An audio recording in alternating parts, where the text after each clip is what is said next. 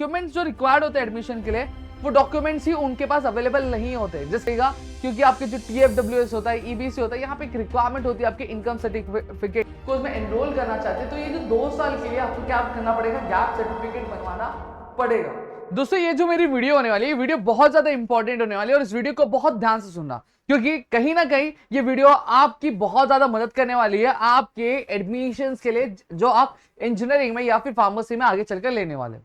हाँ, एक चीज और मैं आपको बता देना चाहता हूं, अगर आप आगे चलकर इंजीनियरिंग में अपना करियर बनाना चाहते हैं या फिर इंजीनियरिंग को अपना करियर पाथ चूज करना चाहते हैं तो मैं आपको बता देना चाहता हूं उसमें आपको एक जो चीज है वो बहुत ज्यादा हेल्पफुल करने वाली है, जो आपके इंजीनियरिंग में के सब्जेक्ट्स को आपको क्लियर करने में, साथ ही साथ उसको कवर करने में बहुत ज्यादा मदद करेगी। वो है हमारा दूसरा चैनल, इसका नाम है प्रदीप गिरी एकेडमी, जो ऑल ओवर नेशन इंजीनियरिंग के स्टूडेंट्स को लेक्चर्स डिलीवर करता है, साथ ही साथ उनको प्रिपेयर करता है उनके सेमेस्टर एग्जामिनेशन के लिए। तो उसकी जो लिंक है मैंने डिस्क्रिप्शन में दे दी है, जाके चेकआउट जरूर कर लेना। अब इस वीडियो में मैं जो भी चीजें बताने वाला हूं उन चीजों को बहुत ही ध्यान से और बहुत ही सटीक तरीके से सुनिएगा। मैं इसलिए कह रहा हूं क्योंकि कई बार कैसा देखा जाता है कि जब बच्चे CET की जब काउंसलिंग हो जाती है, ठीक है, कैप राउंड हो जाता है, जब उनका अलॉटमेंट हो जाता है किसी कॉलेज का, तो उनके पास ये देखा जाता है कि कई बार जो डॉक्यूमेंट्स जो रिक्वायर्ड होते हैं एडमिशन के लिए वो डॉक्यूमेंट्स ही उनके पास अवेलेबल नहीं होते, जिसकी वजह से कहीं ना कहीं उनके एडमिशंस में उनको दिक्कत आने लगती है। तो इस चीज को बहुत ज्यादा ध्यान से सुनिएगा।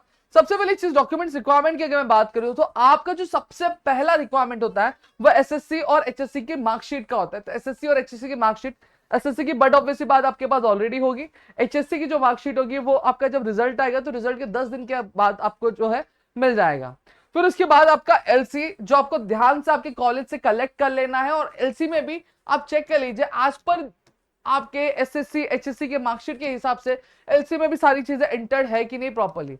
फिर नेक्स्ट आता है आपका इनकम सर्टिफिकेट। अब इनकम सर्टिफिकेट को भी बनवा के रख लीजिए। क्यों रखने के लिए बोल रहा हूं, क्योंकि कई सारी स्कॉलरशिप्स होती है जो आपको हेल्प करती है कि आपका जो फीस है आपके इंजीनियरिंग का या फिर आपके फार्मेसी का या फिर आपके कोर्सेज का वो कम कर देती है, ठीक है। तो इसलिए आपकी जो भी इनकम होगी तो इनकम सर्टिफिकेट बनवा लीजिएगा, क्योंकि आपके जो TFWS होता है, EBC होता है, यहाँ पे एक रिक्वायरमेंट होती है आपके इनकम सर्टिफिकेट की भी, जो आपके पास होना मैंडेटरी है अगर आप उन स्कीम्स का अगर फायदा उठाना चाहते हैं तो।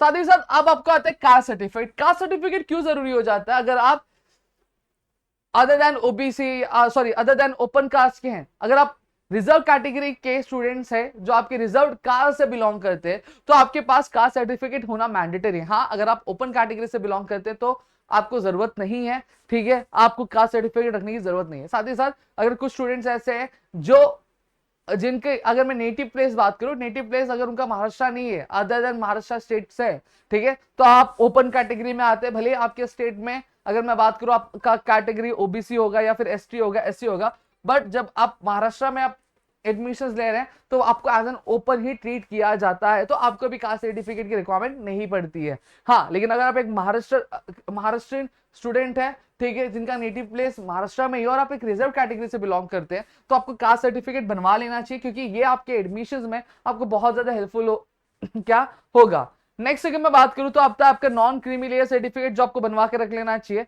नेक्स्ट आता है आपके डोमिसाइल भी आपको बनवा के रख लेना चाहिए। अब चीजें कैसे होती है कि अगर आपके पास बर्थ सर्टिफिकेट है तो वेल एंड गुड है, ठीक है, लेकिन अगर आपको पास बर्थ सर्टिफिकेट महाराष्ट्र का नहीं है, अदर देन किसी स्टेट का, अदर देन महाराष्ट्र किसी और स्टेट का है, तो आपके पास डोमिसाइल सर्टिफिकेट होना चाहिए, जहां पर आपको कैप राउंड में इसकी बहुत ज्यादा क्या हेल्प हो जाती है। साथ ही साथ स्कॉलरशिप में भी आपको डोमिसाइल की वजह से बहुत अच्छा क्या बोलता है कि एक प्रेजेंस मिल जाता है स्कॉलरशिप का, जो आपके पूरे कोर्सेज में आपको फाइनेंशियली सपोर्ट क्या देता है। तो डोमिसाइल आपके पास होना चाहिए। नेक्स्ट जो आपका बर्थ सर्टिफिकेट आपके पास होना चाहिए। हाँ, अब मैं एक चीज बता दूं, कई सारे कॉलेजेस में अगर आपका जो बर्थ ऑफ प्लेस है वो महाराष्ट्र स्टेट के अंदर का है तो वहां पे आपको डोमिसाइल की जरूरत नहीं पड़ती है, बट मैंने देखा है कि कई सारे कॉलेजेस में डिमांड किया जाता है नहीं भाई डोमिसाइल होना चाहिए आपके पास, तो इसलिए मैं रिक्वेस्ट करूंगा कि डोमिसाइल बनवा के रख लो। क्यों, हालांकि अगर मैं बात करूं जो CET सेल है हमें अलाउ करती है कि आपके पास बर्थ सर्टिफिकेट या फिर डोमिसाइल अगर महाराष्ट्र का है तो वेल एंड गुड है, ठीक है, लेकिन कई बार कॉलेजेस में ये चीज को प्रॉब्लम क्रिएट करते हुए, इशू क्रिएट करते हुए देखा गया। तो मेरी एक रिक्वेस्ट रहेगी कि हमारे पास इतना टाइम नहीं होगा तो मैं कहूंगा कि भले आपका जो बर्थ ऑफ प्लेस वो महाराष्ट्र है बट स्टिल अब डोमिसाइल आपके बैकअप के लिए बनवा के रख लो। फिर नेक्स्ट आता है आपका गैप सर्टिफिकेट। गैप सर्टिफिकेट किनको बनवाना चाहिए वो भी मैं आपको बता दूं। गैप सर्टिफिकेट हर एक स्टूडेंट को बनवाने की जरूरत नहीं है। हाँ, अगर आप एक ड्रॉपर हो जिन्होंने अपनी 12th कंप्लीट करने के बाद अपना 1 साल या फिर 2 साल क्या लिया है, गैप लिया है, अपने कोर्सेज में एनरोल नहीं किया और अब वो इस साल कोर्स में एनरोल करना चाहते हैं, तो ये जो 2 साल के लिए आपको क्या करना पड़ेगा, गैप सर्टिफिकेट बनवाना पड़ेगा। हाँ, लेकिन अगर आपका 12th अब भी आपने एग्जाम दिया है, रिजल्ट अब भी आ रहे हैं और आप जो है इसी साल एडमिशन ले रहे हैं, तो आपको गैप सर्टिफिकेट बनवाने की जरूरत नहीं है क्योंकि आप एक रेगुलर स्टूडेंट हो। फिर आपके पास बैंक अकाउंट भी आपका रेडी होना चाहिए क्योंकि स्कॉलरशिप्स जब आपकी लगती है, ठीक है, जब गवर्नमेंट की स्कीम्स होती है तो वहां पे बैंक अकाउंट आपके रिक्वायर्ड रहती है, तो बैंक अकाउंट भी आपका ओपन होना चाहिए।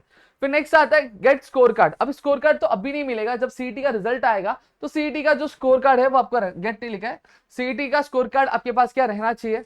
साथ ही साथ आपको अलॉटमेंट लेटर, जब आपका कैप राउंड जब आपका होगा तो कैप राउंड में जब आपको कॉलेज अलॉट हो जाएगा तो वहां पे आपको एक अलॉटमेंट लेटर मिलता है, तो अलॉटमेंट लेटर भी आपके पास होना चाहिए। तो यहाँ पे कुछ डॉक्यूमेंट्स है जिनके बारे में मैंने आपको यहाँ पे जानकारी दे दी। आई होप सो चीजें आपको क्लियर हो गई होंगी। फटाफट से चैनल को सब्सक्राइब नहीं किया तो कर लो, क्योंकि प्रदीप गिरी अपडेट एक ऐसा चैनल है जो कई सालों से स्टूडेंट्स को जो फ्री ऑफ कॉस्ट में उनके एडमिशन लेने में, उनकी काउंसलिंग में क्या बहुत ज्यादा हेल्प करता आ रहा है।